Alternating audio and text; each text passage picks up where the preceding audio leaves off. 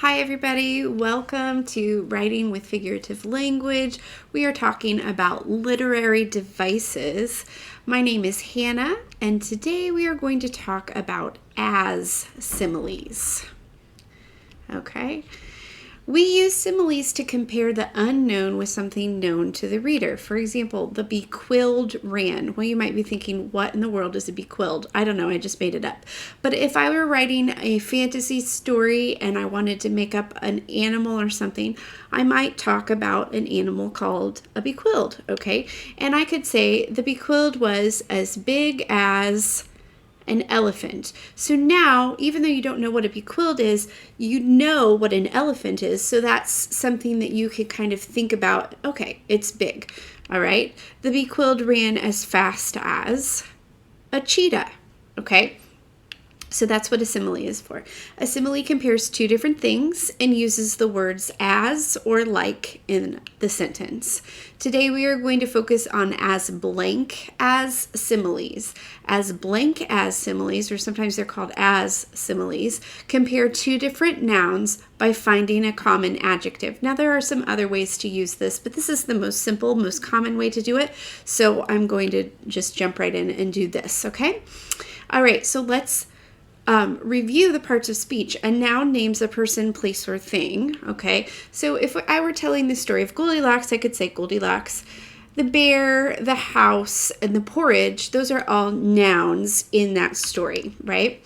An adjective describes a noun, okay? And again, these are not complete definitions, but they're good enough for our purposes today. So Goldilocks is a girl, but what kind of girl?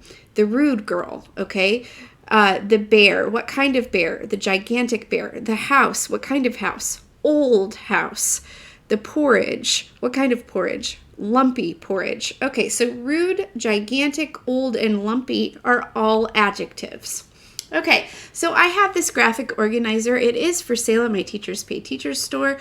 I will put a link to that in the description below. But this kind of just helps you think through this process to create an as blank as simile. Some people really like graphic organizers. I find that most people that like graphic organizers are a little scattered. I am scattered. I'm kind of thinking all over the place and I just need something to kind of focus me. There are other people that really like just step by step by step. So if you are a kind of all over the place person that needs to be focused, then you'll like the graphic organizer on the right. If you are a person who really likes things step by step by step, then you'll like the process on the left.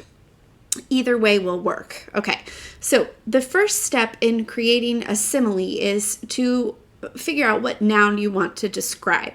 Okay, I want to describe Goldilocks. Okay, then we need to name some adjectives that describe the noun. Remember, an adjective describes a noun. So what was Goldilocks like? Well, she was curious and she was hungry. You might come up with something different than that, but that's what I came up with.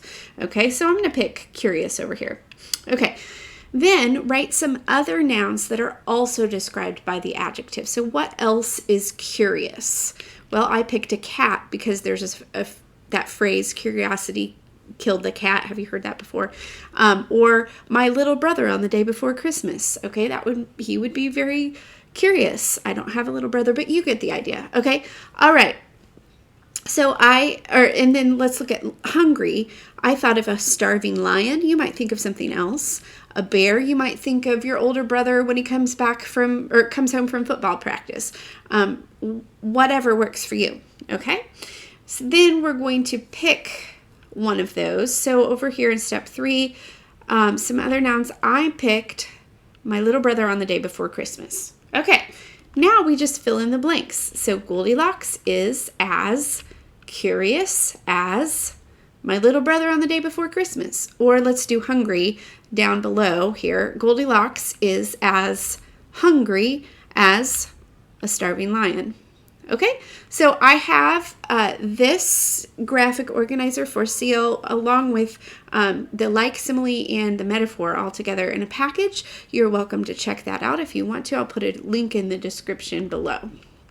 If you like this video, you might be interested in my spelling program, Automatic Spelling. You can check out the full spelling program in the link in the description below. That's all I have for you today, guys. I will talk to you next time.